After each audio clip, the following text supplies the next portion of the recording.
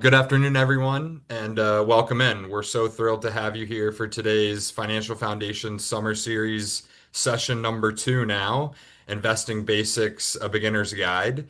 This session will be designed to give you a clear, practical foundation for understanding how investing works, why it matters, why it's important, and how you can begin building long-term financial confidence. If you all have questions during the webinar, please feel free to post them in the chat and we'll answer as many of those questions as we can get to at the end of the session. And if we don't get to everyone, we'll follow up via email with answers as well. Um, Quick intro. So at Wellspire, we believe investing is ultimately about creating financial freedom and flexibility, giving you, the investor, more choice in how you work, where you live, and how you spend your time. And so today we'll walk through some of the following fundamentals: why we invest, key drivers of investment returns from earnings growth to interest rates, core concepts of portfolio construction, such as diversification, risk, and the relationship between risk and return. And then finally, how to implement a thoughtful long-term investment strategy that aligns with your goals and life stage, which are important factors. So, whether you're just getting started or looking to strengthen your foundation, today's session should equip you with the tools and perspective to make more informed financial decisions on a go-forward basis. So, without further ado, I'll pass it over to Mckayla to kick us off. Thank you, Barrett. Welcome, everyone. My name is Mckayla Johnson. I'm joined here with my colleague, Darrell. We are part of the investment team here at Wellspire. We are so excited to walk through this beginner's guide with all of you. Again, if you have questions, please drop them in the chat. We'll try to get to them at the end. So as Baird said, we're going to start with the basics. So we'll talk about first, why do we invest? What are just the core principles of investing? From there, we'll actually talk about drivers of investment returns. Specifically, we're going to talk about stocks and bonds because those are basically the core building blocks for most portfolios. And then I'll turn it over to Connor, who will walk through portfolio construction. How do we put the pieces together? And what does implementation look like? And then we'll jump into some questions. So let's get into it. All right, awesome. So what is investing, right? What is investing at a high level is the process of putting money to work so it can grow over time rather than sitting idle in cash. And when you think about why that matters, it really comes down to three key things. The first is preserving purchasing power. So inflation. Inflation is just the general rise in prices over time, and this quietly erodes what your cash can actually buy. So money sitting in a savings account isn't losing value at its face, but in real terms, it's not keeping pace with rising costs. So again, inflation eating away at cash sitting idle in an account, and why investing is so important. The second is growing your money over time. This is pretty obvious. You know, why do we invest is we want more money so that we can make better financial decisions, have more money to have financial flexibility, and kind of what Barrett said in the beginning of having more time to spend with family, retiring early. What are your goals and what are you looking to achieve? Investing is one way to achieve that. And that's exactly what we're going to talk about a little bit more today. So in short version, investing helps protect what you have, grow what you've already saved, and helps buy back some time in the future. So one of the most important concepts in investing is this concept of time value of money. And so the basic idea is that a dollar today is worth more than a dollar in the future. And that idea connects directly to this idea of compounding, again, growing our wealth. When you invest, your money earns returns, and then those returns begin earning returns of their own. And that's the beauty of like compound interest and compounding your wealth. It starts slowly, but over time, it's going to build on itself. And so the longer you stay invested, the more that process accelerates. And that's really, again, the engine behind what's growing your investments and your wealth over the long term. This chart shows exactly just that in practice. So if you were to invest $500 a month, it earns a 7% annual return. And you were to start at different times in your life, you come out with a different outcome at age 65. So if you were to wait until, or if you were to start at age 20, the ending value is around 900,000. wait until 25 and that drops roughly to 600,000, and wait until 40 and you're looking at a fraction of either of those numbers. And so one of the largest advantages in investing is giving your money enough runway to compound. And so the earlier you start, the more time is working in your favor here. And this is just a practical takeaway here, and a useful rule of thumb for understanding compounding is the rule of 72. So you divide 72 by your annual rate of return, and that gives you a rough estimate for how many years it takes for your money to double. At a 2% return, it would take about 36 years. At an 8% return, roughly 9 years. So if we think about what this means in everyday life and in practice, if you're invested in the markets at a, let's say, long-term average of around 8%, your money is doubling roughly every decade or so. And so if you take that over multiple decades, that's a lot of doubling your money. Again, emphasizing the idea that time in the market is very important, and time on your side is a really key component and driver for investment growth. All right, so now the natural next question becomes, okay, well, I know I need to invest. I know I need to put money in my investment accounts. Where do returns come from? And so today we're going to focus on two key core building blocks of most portfolios, and that's stocks and bonds, also called equity and fixed income. So, at its highest level, stocks and bonds are fundamentally different types of investments, and that difference starts with what you're actually owning. So, when you buy a stock, you're buying buying ownership in a company. So, think about it as becoming a co-owner in a business. If the business grows, becomes more profitable, and increases in value, you're going to benefit from that.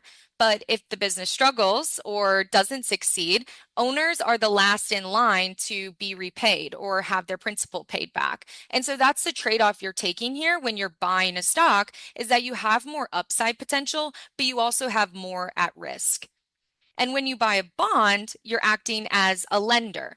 You're giving a company or government money in exchange for regular interest payments and the return of principal at the end.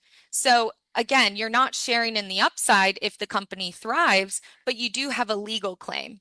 Lenders or bondholders sit higher in a capital structure within a company, and generally that means they have more protection if things go wrong. And therefore, we can say bonds carry less risk than equities. So the difference in risk and return between stocks and bonds flows directly from, are you an owner or are you a lender? And those are the two roles that come with very different profiles. So let's dive into stocks a little bit more before we pivot to bonds. I think when people think about the stock market, they think of it as one thing, but really the stock market is thousands of different businesses, and each of those businesses can have very different feels and looks from one another. So one way to make sense of the stock market in general is by grouping it into different categories. One of them being geography, the other being company size. You can also group by sector, by style. And some of these seem a little, pretty straightforward. Geography is just, where does the business operate? Is it in the US or is it an international business? So that one's pretty straightforward. Company size, this refers to how large a company is in terms of market value. And so a good example here is the S&P 500, which is the 500 largest companies in the US, all put together in a basket. Think of it as like your Amazons, your Microsoft, Tesla, Facebook, all of those would be a part of the S&P 500. And the reason that they are is that they're large, well-known, well-established companies. So those would be considered large cap companies. Mid cap, which is another classification of a company size, is just a step down. In between a large and a small company, pretty straightforward there. And then small caps would be maybe newer companies that have come to the public markets, or they are just not there in terms of size or stability. But with newer companies, you also still have that upside potential, right? They have a little bit more of growth potential in them. And with that, they can carry more risk. So this is how we break down the stock market by company size: large cap, mid cap, small cap. Another way would be by sector. This is just essentially, what does the business do? So we have technology companies, healthcare, energy, and each sector is driven by a different set of forces. And a good example would be the healthcare industry. So we can think of the healthcare sector as being defensive, meaning when the economy isn't doing so well, maybe healthcare stocks don't draw down as much as other stocks. And that's because if we think about what medical companies do, is they provide medical care regardless of what the economy is doing. So we can say healthcare being a defensive sector. Whereas if we think about energy, energy sectors move with commodity prices, so oil, gas, renewable powers. So when we think about how energy may change with certain forces in the economy, if oil is pretty volatile, energy stocks may follow suit. So you can think about how we group different stocks based on the forces that drive them. And then lastly, style, you may have heard growth or value. Those are very popular terms. Growth just means how fast is the company growing. Growth stocks are companies that are expected to grow their earnings faster than average, whereas value stocks tend to be your more blue chip, well-established, stable companies, and sometimes even pay dividends. So I think the main takeaway here, again, is that the stock market is vast. It has many different ways we can slice and dice up the stock market, but different categories can lead at different times. And if you're an investor and concentrated in just one group of stocks, say, I only want to be international or I only want to be US, then what you're exposed to is the driver behind just that one bucket. And so what diversification really is, and a resilient portfolio, is combining all of these groups into one portfolio and having diversification across the board, which is what Connor will talk about in a little bit here. So now that we know what makes up the stock market, why do we own a stock in the first place? Again, we own a stock because we want to participate in the upside. We are looking to be a part of a successful business. And again, at its core, we're buying ownership in the business because we want to participate in those earnings. So how do we actually get compensated when the business does succeed? Well, there are two main fundamental drivers of return: dividend yield and earnings growth. So dividends, those are when some companies return a portion of their profits to shareholders on a regular basis. This isn't a requirement, and it can vary from company to company, but it does play a component in the return of a stock. The second and most important over time is earnings growth.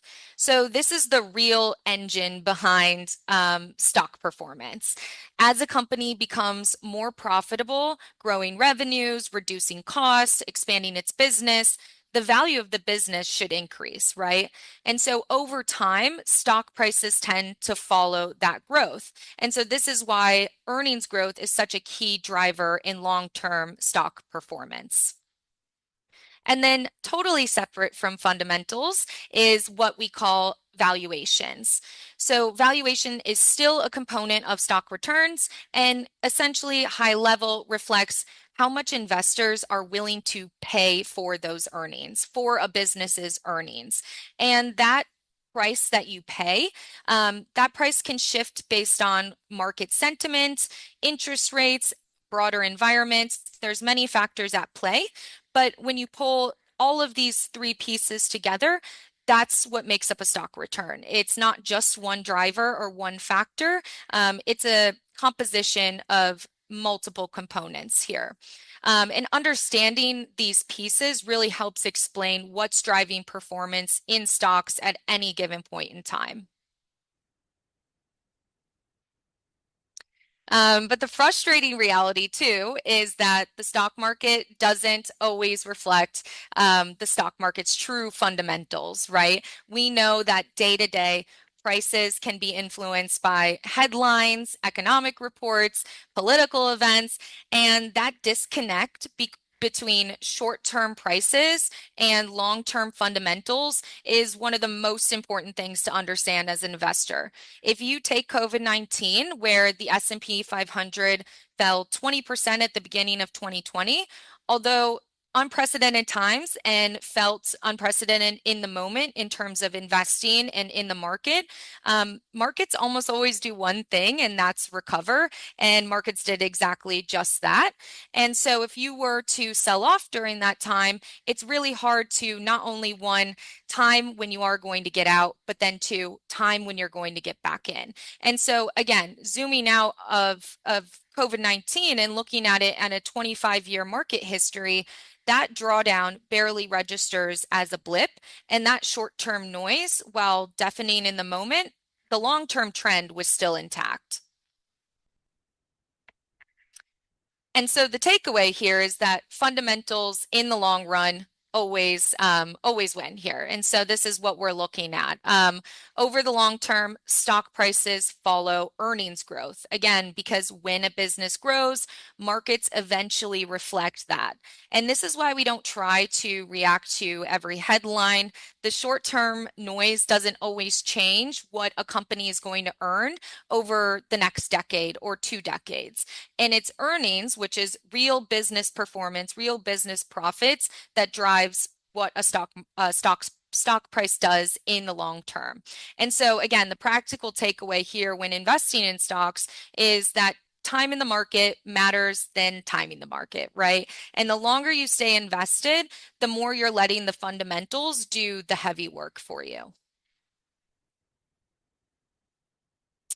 And then lastly, again, going back to valuations, as a component of returns, valuation is the price you pay for a stock. And it, again, plays a role in returns, but not as much as earnings growth does.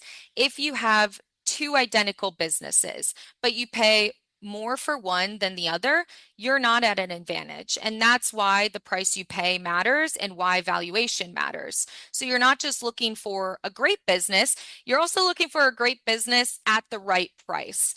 And historically, if we look at the S&P 500, again, the 500 biggest companies in the US, when the S&P trades at a cheaper price or cheaper valuation, the forward returns 5-year average from looking forward is higher when you're trading at a lower valuation because you're getting a better price. Now, when you're trading at a higher valuation or higher price, that basically dampens your future returns going forward. And so if we were to apply that to what's happening in real life now, US market valuations are generally elevated by historical standards. You may have heard that around in the news, and that doesn't mean that a crash is coming or there won't be any returns moving forward, but it does suggest that valuations can tell us okay, what should we expect for future returns? And should we take a more measured approach? And understanding that concept can help set realistic expectations for yourself as an investor of what returns will look like moving forward. Now, we've talked a lot about stocks, so let's pivot to the conversation around bonds. So just like we broke down the stock market, we can break down the bond market.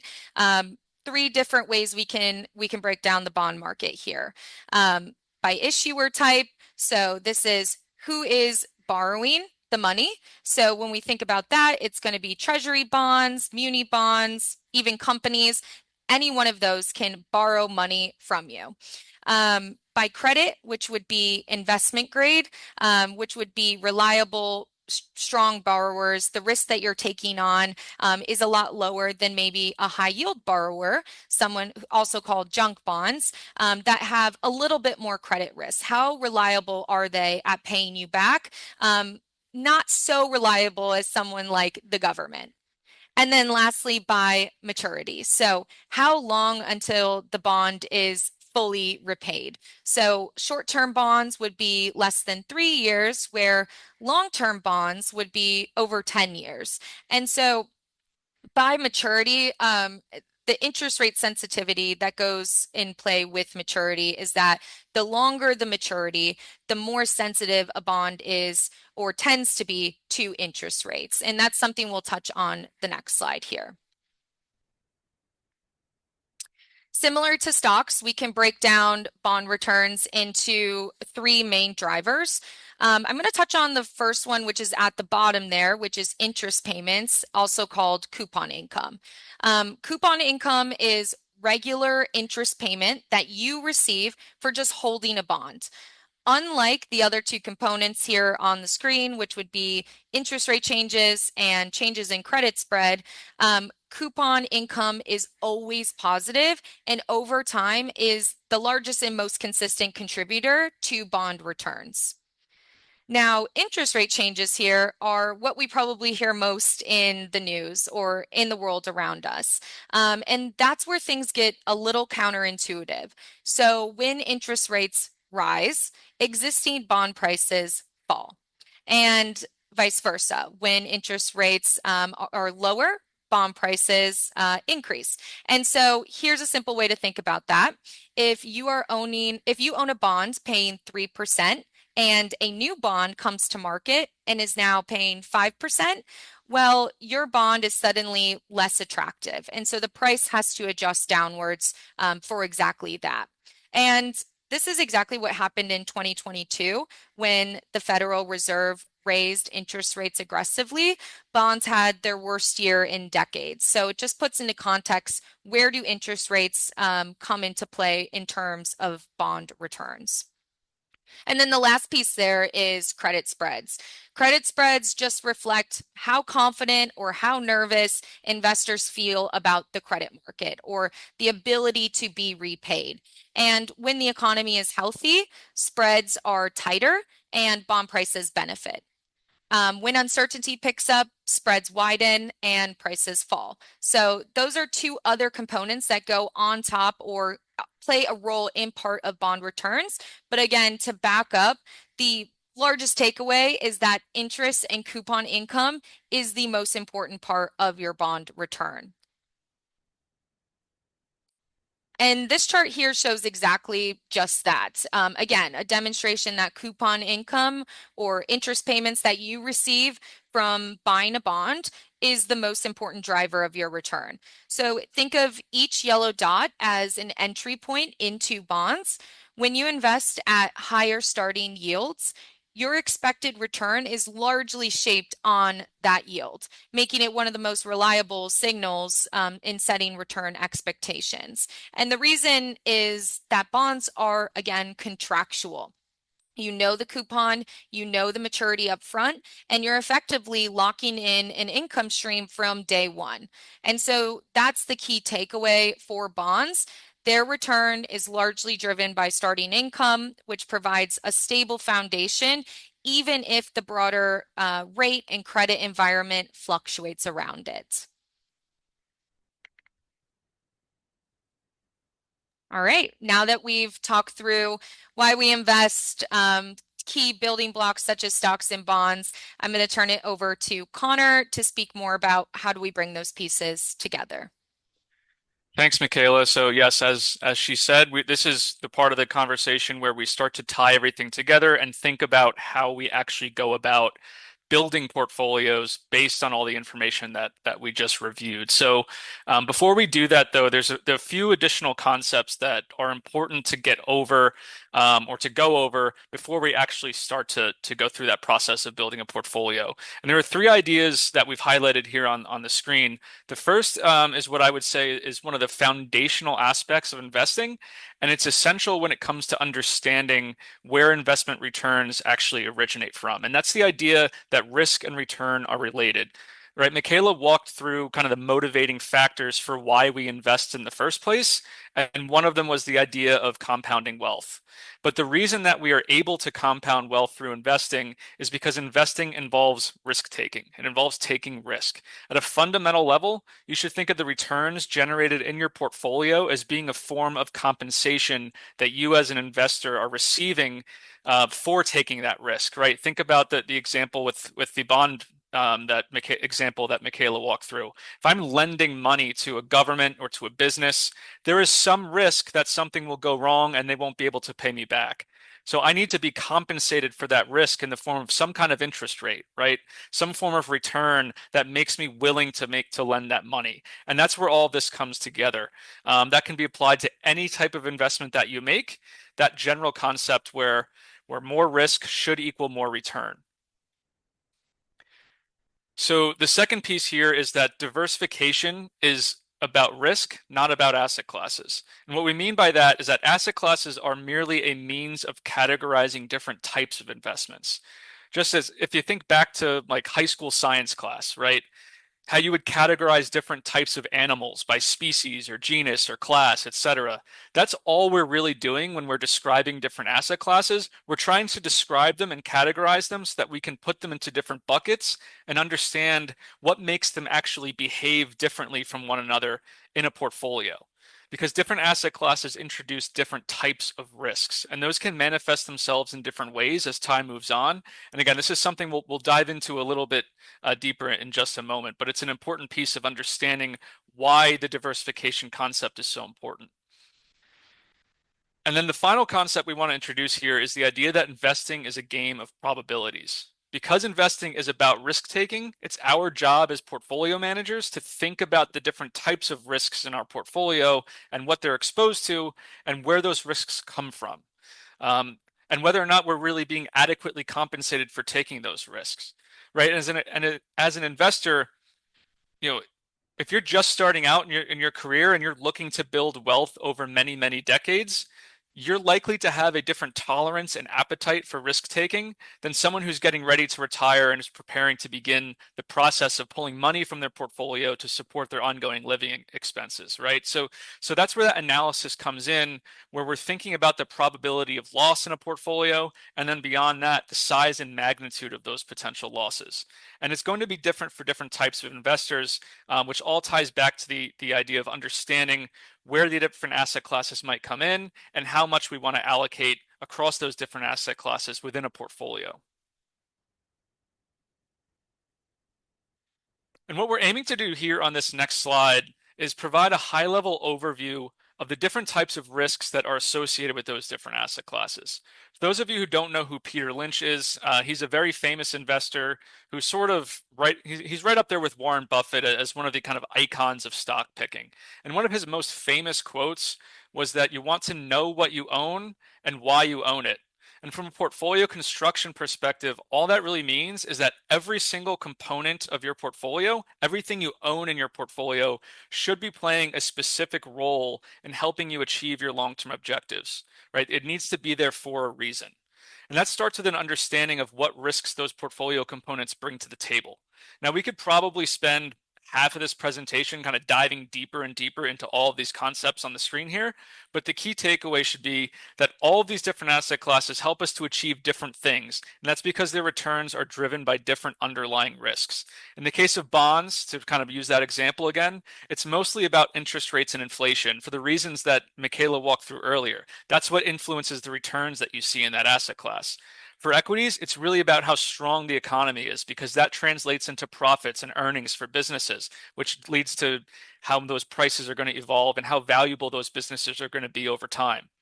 Then there are, of course, some other types of assets like real estate or commodities. Those would fall in that real assets category that you see there, and sort of play somewhat of a hybrid role. And then a catch-all category that includes some more complex types of strategies that fall under the alternatives umbrella. And understanding alternative investments is by no means a requirement for kind of getting started, and it is really a conversation for another day. But that's another type of investment that can be used for diversification purposes or to introduce something differentiated into a portfolio. So that's the groundwork on asset classes, right? But the final piece before we put all of this together to understand is how we actually want to define risk. And this slide is really going to kind of take you back to statistics class you might have taken in high school or college. And there's really three key statistical descriptors here that are important to understand when talking about risk in the context of investing. The first is standard deviation, which is just a way of describing how variable the returns of an investment are, right? How much does the value of that investment fluctuate over time? A higher standard deviation generally means a greater uncertainty in the outcomes of your investment experience, right? The price of that investment, the value of that investment is going to be more variable over time. The second concept is maximum drawdown.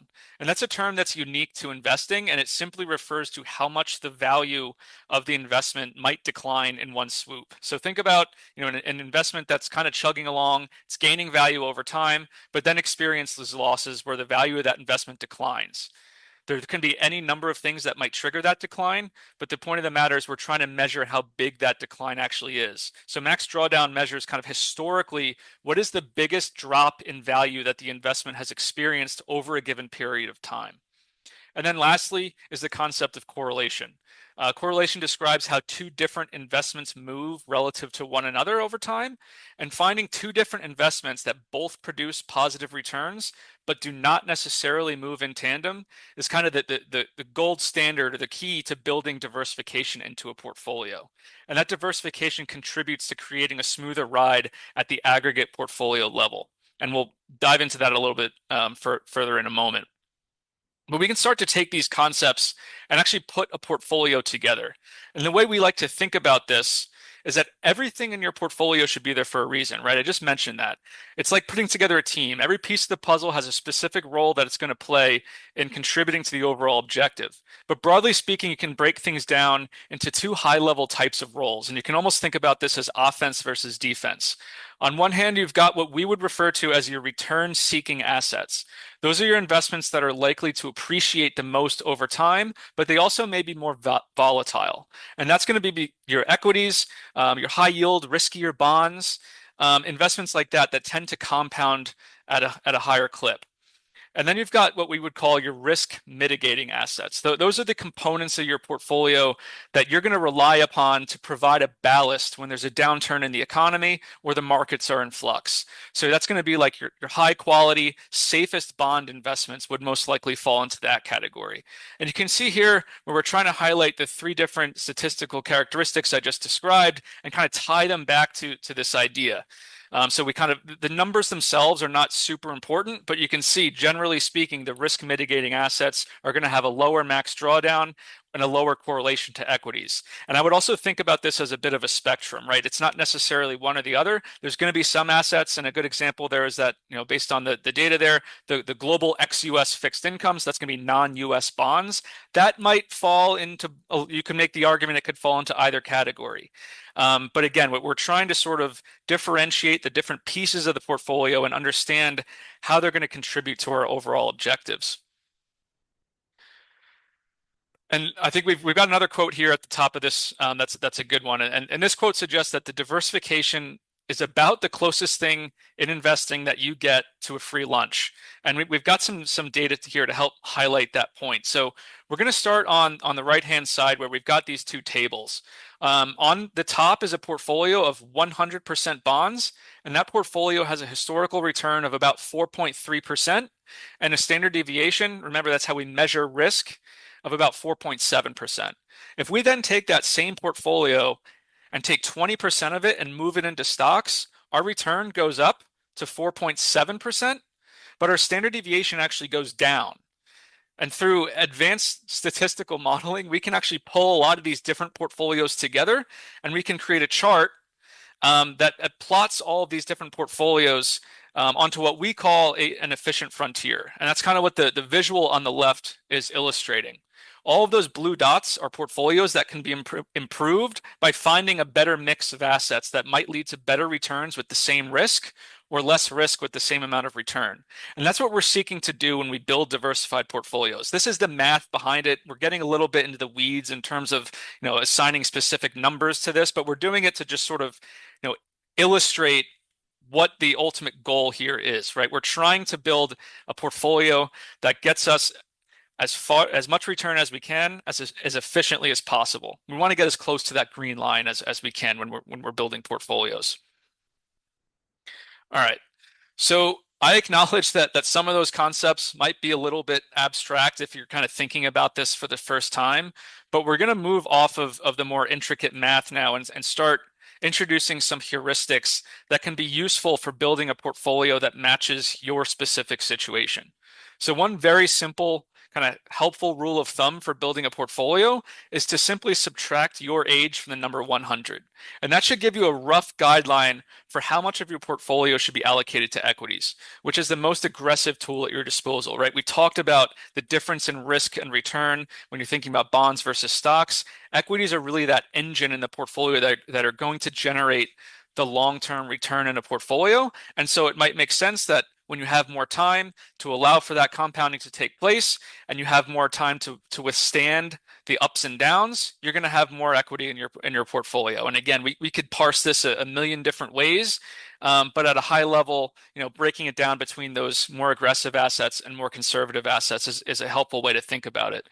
Realistically, you could probably make the case that for a 20-year-old, you could really be 100% equity, but that's why this is really a general rule of thumb, and it's still useful as a starting point for most investors. And there's always going to be nuance. Different investors may have different tolerance for risk.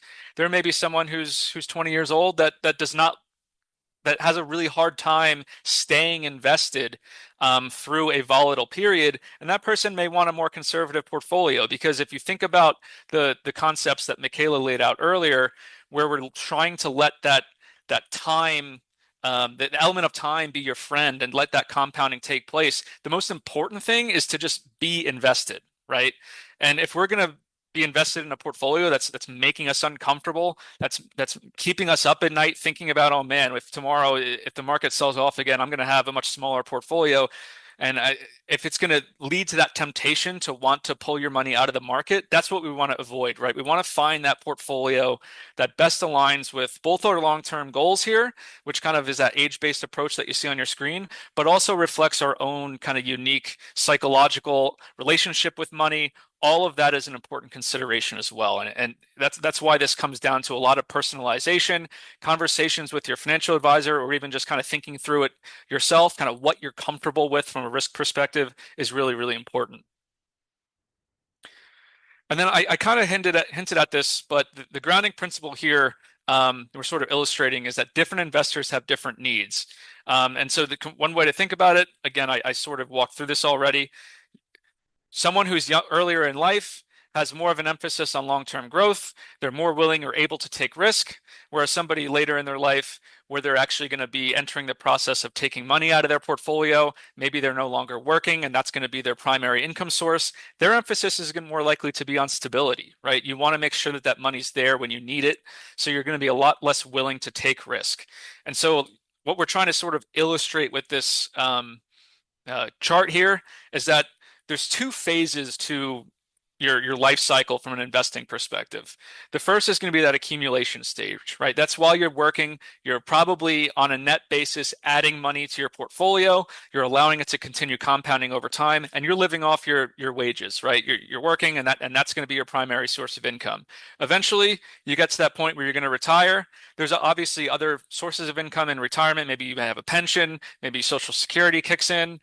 But that's when you enter that decumulation stage, where for most of us, we are transitioning from our primary income source being our job to our primary income source being our investment portfolio or our nest egg that we've built over the past several decades, right? And that's where that's that inflection point where our portfolio objectives are going to change. It's not necessarily as simple as that, where it's snap of a finger and things change. A lot of times what we'll do from a planning perspective is start to evolve the portfolio gradually, kind of maybe between years 50 and 70. So it's a smooth transition. But those are the sorts of things that you want to think about and sort of just pairing the portfolio with your life stage and with your specific objectives. Another concept that's really important, like throughout this entire process, is the concept of rebalancing. So theoretically you have a target allocation that you want to maintain in your portfolio, right, over time. What we do is we kind of do that work up front. We identify our life stage, our tolerance for risk, and we come up with a portfolio that's best aligned with our goals and objectives. And then we're going to stick to that over time. So let's just say theoretically, I'm targeting a 60-40 portfolio, so 60% equities, 40% bonds. Stocks and bonds are going to move differently. They're going to grow at different rates. Over time, generally speaking, the equity portfolio is going to grow faster than the bond component, right? So maybe after a couple strong years for the stock market, my portfolio might look more like 70% equities and 30% bonds because that equity portfolio has grown. And now, in order for me to maintain that target, I have to rebalance. I have to sell some of those stocks that have appreciated and reinvest those into bonds. Because what we want to avoid is we think about that glide path, right? As we're getting closer to that point of retirement, or we're getting closer to the point where we're going to start drawing from the portfolio, that's when we're going to want the portfolio to be a little bit more conservative. So if we allow that to keep running without rebalancing at all, we're kind of moving in the opposite direction. And so that's where this importance of rebalancing comes in. And you can see kind of here this theoretical illustration of a 60-40 portfolio evolving over time from, like I said, 60-40 to something closer to 70-30. And so that's an important consideration as well. The other piece here that we want to fold in, another important consideration from our perspective, something we think a lot about because we are a financial planning firm, is taxes. Because ultimately, the most important thing is keeping as much of your returns as possible without losing them to taxes every April, right? We want to make sure that we're retaining as much of that capital as we can. One way to do that is to be really thoughtful about what types of investments you place in different types of accounts, because different types of accounts are treated differently by the government in terms of how they're taxed. And we as investors can use that to our advantage by placing the most tax inefficient assets, such as bonds, which primarily pay income that's going to get taxed at ordinary income tax rates, into protected accounts like IRAs, right? Those are accounts that the government is not going to be taxing until we start pulling the money out of the account. So if that bond in my portfolio is producing income every year, I'm not getting taxed on that in the moment. On the contrary, we might place more tax efficient assets like stocks into taxable accounts because those are more likely to be subject to capital gains tax rates, which are lower. And on top of that, we actually have control over when we realize those taxes because we can elect to defer them altogether by simply holding those stocks for a very long time. Obviously, we talked about the concept of rebalancing. There's some give and take there and figuring out what the right mix is. But we have a lot more control in terms of recognizing when that tax bill is going to come due. There's, again, a spectrum to this, right? It's not that all of one type of investment has to be in a certain account and all of another has to be in a different account. But these are general rules of thumb to think about when you're building a portfolio. You want to think about it in the aggregate, right? We want to think about all of our assets and all the different accounts we might have. And then we want to think about where we might want to optimize asset location, meaning, what types of investments we're putting in these different accounts. And that ultimately ties back to the idea of, finding the right circumstances or right portfolio mix based on our unique circumstances. So we've covered a lot of ground here, but I want to cover two more quick concepts. The first is the idea of active versus passive investing. It's likely you've heard those terms thrown around before, and they simply refer to the process by which you will select individual investments for your portfolio. The simplest and cheapest way to invest is passively, where you might just buy a fund or an ETF that tracks a specific index. And when you do that, you're basically saying, I don't want to be in the business of figuring out what stocks are going to perform the best or what bonds are going to perform the best. I just want to own all of them and allow the market to naturally do that work for me over time. That approach is easier, but it doesn't give you the chance to generate extra returns. You're going to just get what the market gives you. And for the most part, for most people, that's appropriate and that's more than enough. But there are some investors that want to be more involved. They want to think about where there may be extra opportunities to eke out a little extra return. And that's a situation where you might want to be active, an active investor. Maybe you have a good feeling about some stocks as compared to others, and you want the opportunity to beat the market. Then you might implement an active strategy. The downside there is that this approach is typically more expensive. If you go the route of investing in an actively managed fund, you have to pay a portfolio manager, someone who theoretically has the expertise to go through and pick those stocks. And that's going to naturally be an additional hurdle to generating extra returns over time. You may also feel that you yourself could pick some stocks. That theoretically is free, but it's really, really hard to do and it requires a lot of research. So we tend to kind of make sure that you're thinking about all of those different trade-offs. So as an investor, that's something you may want to think about when you're kind of debating between whether or not you want to utilize an active or a passive approach, is whether you prefer a simple passive approach with lower cost or whether you really want to take that chance to potentially beat the market.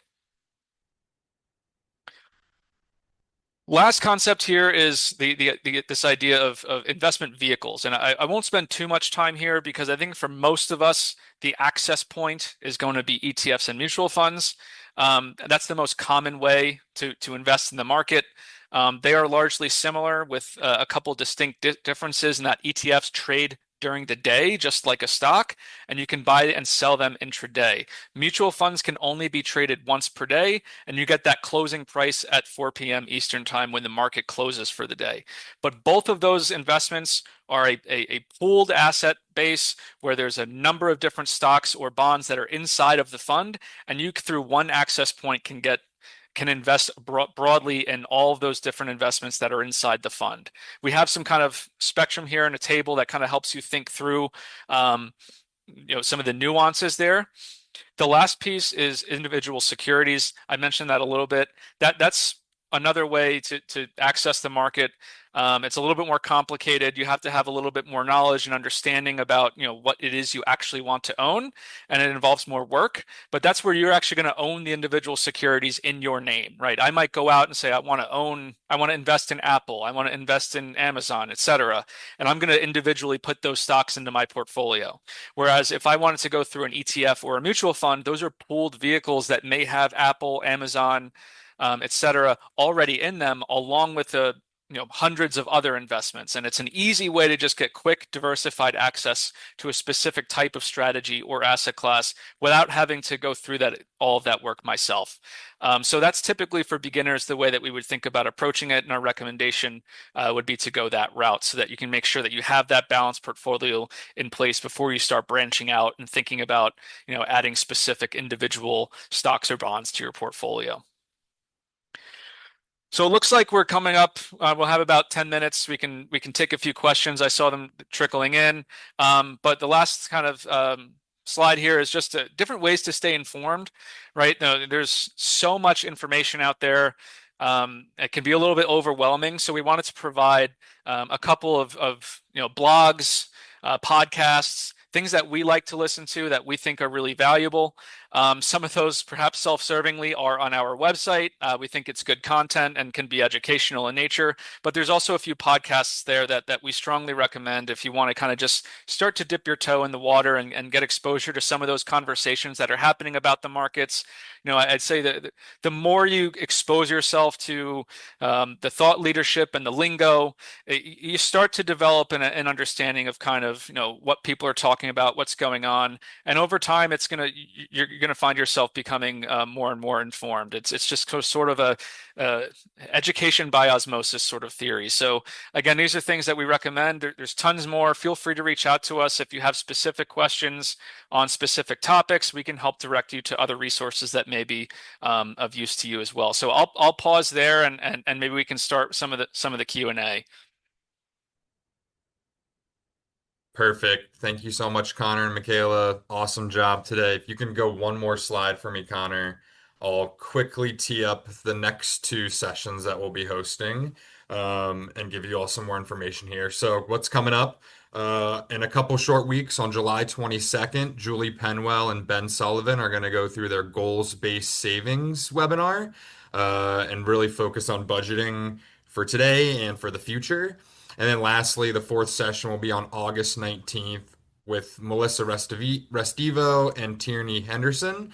They're going to go through the credit and debit 101 and how to really build credit with confidence. So we're excited for those two sessions. If you all missed the first session on financial wellness with Andrew and Jamil, we can post that recording in the chat. And if you signed up for the webinar, you'll automatically receive that recording, or you would have already received that recording via email.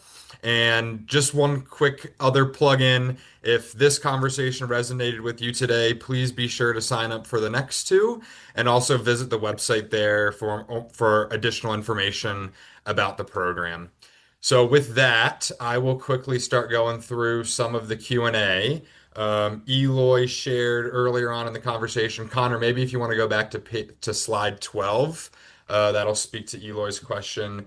And he stated, is there a theoretical cap or ceiling to that overall earnings growth for the collective stock market? It's a good question. I'll start, and then if there's anything you have to add, Mckayla, feel free to jump Yep. in. So theoretically, no. But generally speaking, the way that I would think about earnings growth over time is it's going to move pretty much largely in concert with GDP growth, right? So you think about all these, the stock market is, as Mckayla described, it's a amalgamation of thousands of businesses that exist in the economy, and theoretically, as GDP growth takes place, as the economy grows, their opportunity to generate profits will grow as well, and those are closely aligned with one another. The one thing that can be an additional kind of wild card there, and it's kind of timely now, is productivity and efficiency with which businesses may be generating earnings. So think about the opportunity before us with something like AI, right? The whole idea is that we're investing all of this money into these technologies because there's a big opportunity that AI can help businesses become more efficient and generate more business output with the same amount of inputs. That theoretically can lead to additional earnings growth as well. But generally speaking, earnings growth over time is going to be pretty closely tied to GDP growth. Great. Awesome. Mckayla, did you have anything to add there? No, nothing else to add. That was great, Connor. Yep. Okay, perfect. Yeah, I'll just kind of put a bow on that. I think, like, from a practical standpoint, yes, there is a practical ceiling depending on what Connor said, GDP and economic growth, but not really a hard mathematical equation or cap. But over long periods, earnings for the entire stock market cannot grow faster than the economy that's supporting those stocks, as Connor and Mckayla kind of alluded to. So that's a good answer there. Um, we got a couple other questions. One was related to the recordings. We will post these recordings again, and they will be posted on the Wellspire YouTube channel as well. So if you're following that, that's great. The recordings will be posted there. If not, you'll receive those recordings via email if you signed up to listen in with us today and any of the future webinars as well. We got a couple other questions in terms of the presentation materials. I know that we send the recording out. I'm not 100% positive we've ever sent the actual slide deck out, but if you want to receive those slides, I saw Angela ask for them, so we can certainly send those out to you. Another anonymous attendee asked for those as well. So if you can just post maybe your name and that you're interested in receiving the slides, we can ensure that you get those in your inbox. One other quick question from Lori. Is it wise to always reinvest dividends? I can take that one. Well, I think it really comes down to probably more of a planning consideration of like what stage of life you're in, first of all. If you're drawing down from your retirement account, right? Dividends could be a source of income for you. So that may be a case where you don't reinvest dividends. If you're getting started out and let's say you're invested in an ETF and that ETF kicks out some dividends, for the most part, usually people want to reinvest those dividends because they're going towards more growth within your account and are able to be then used to purchase more of that ETF. So it just depends on which stage of life you're in. And dividends, again, are just a company choosing to pay out those profits. And so if that's not something you then want to take and use and spend your income on, you can absolutely reinvest those back into your investment account for future growth. Connor, anything to add there? Nope, very good. Okay. Perfect. All right. I think the last one outside of everyone requesting the slides, which is great. We'll ensure that everyone gets those slides that's posted in the chat. Last question from Kim. How do we feel about investing in international stocks? Yeah, that one's we could probably spend a lot of time on, right? But I think for in the context of this discussion, I would view international stocks as a great diversification tool, right? It's a means of getting exposure to stocks in your portfolio that may be driven by some slightly different return dynamics than what you have in the United States, and that over time can improve kind of your what we would call your risk-adjusted return potential, right? Because you're introducing another type of investment that is not necessarily directly correlated. That's typically a benefit. There's tons of conversations out there around, this could go into a lot of different rabbit holes about evaluating where the earnings growth is and what economies are growing at what rate, and that all influences relative returns. But for the most part, generally speaking, we in our portfolios recommend that clients have a strategic long-term allocation to both US and international stocks. Great. And that went a lot along with what we were talking about today with diversification and those different benefits coming from that. So that's a great answer. I think the rest of these are slide requests. I did see one IRA rollover question. I'm not sure we can fully answer that without knowing your specific details on who you are as an investor and kind of what stage of life you're in. So if you want to follow up, that was sent from an anonymous attendee. So if you want to follow up maybe with your name, we can potentially get an additional conversation and email chain working to get that question answered. But outside of that, I don't see any other questions. I did get one other one right here at the tail end from Zachary, adding to the question referring to earnings. What do you think about the current AI valuations, given that in many cases the cash flow and monetization seems to be lagging? It's a great hmm question. Again, one that we could probably spend some additional time on. To keep it high level, I think from our perspective, we track very closely kind of and we have the right slide up for this. It's the earnings growth over time. And so we can even actually, there's the other one that Mckayla had, which may be good to speak to here. So the different components of return, right? So one thing we track, valuation multiples moving over time. Are they supported by the earnings growth? I think that's the big difference between what we're seeing currently in the market versus kind of other historical bubbles. The earnings growth is there, right? This is showing you from 2025, there was 20% earnings growth in the S&P 500. And actually the valuations can, went down a little bit because the earnings were so strong. So if you go back and compare that to 1999, it was a much different dynamic. So that's some of the things that we track. There's definitely some stuff going on with certain stocks that are rallying, and it's hard to justify all the enthusiasm. But again, like at the aggregate level, it's all about sort of tracking how well are earnings moving with prices, and right now the earnings growth is there to sort of support some of these higher valuations.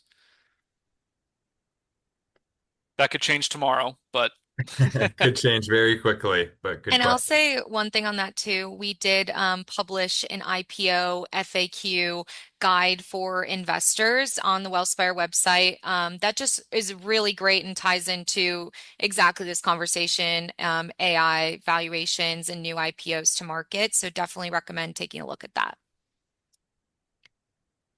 Fantastic. All right. With a minute left, thank you so much again, Connor and Mckayla, for today's really great conversation. Hopefully, everyone got a lot of good tips and tricks out of it, and really appreciate everyone for tuning in. So, thank you so much, and we'll see you in a couple weeks.